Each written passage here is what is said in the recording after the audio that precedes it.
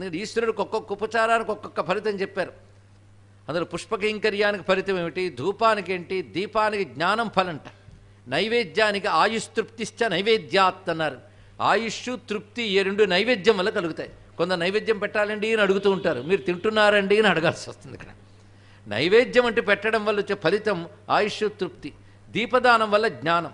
ఇవన్నీ కూడాను ప్రధాన ప్రయోజనాలు. అవాంతర ప్రయోజనాలు మళ్ళీ ఉంటూ ఉంటాయి. అంటే ప్రధానంగా అది వచ్చినప్పటికి కూడా అవాంతరంగా కొన్ని వస్తూ ఉంటాయి. ఉదాహరణకు అభిషేకం వల్ల ఆత్మశుద్ధి ప్రధానం. కానీ అభిషేకంలో వివిధ ద్రవ్యాల సేవనానికి వివిధ ఫలాలు చెప్తూ ఉంటారు. పాలిస్తే ఏమిటి, పెరిగిస్తే ఏమిటి, ఫలితాలన్నీ శాస్త్రాలు ఉన్నాయి. అవాంతర ప్రయోజనం అంటారు. ప్రధాన ప్రయోజనం మాత్రం అభిషేకాత్ ఆత్మశుద్ధి. శాస్త్రం చెప్పిన మాటలు ఇవి తెలుసుకోవాలి. అభిషేకం వల్ల ఆత్మశుద్ధి కలగాలి. ఇక్కడ ఆత్మశుద్ధి అంటే చిత్తశుద్ధి అని అర్థం. ఇక్కడ ఆత్మనగా జీవాత్మ పరమాత్మను కాదు, చిత్తశుద్ధే అభిషేకం యొక్క ప్రయోజనం. అది తెలిసి అభిషేకం చేసిన వాడికి తొందరగానే వస్తుంది. అదేవిధంగా ధూపాత్ ఐశ్వర్యం అని చెప్పారు. ధూపం వల్ల ఐశ్వర్య ప్రాప్తి అని. అలా ఒక్కొక్కదానికి ఒక ఫలితం ఉంది.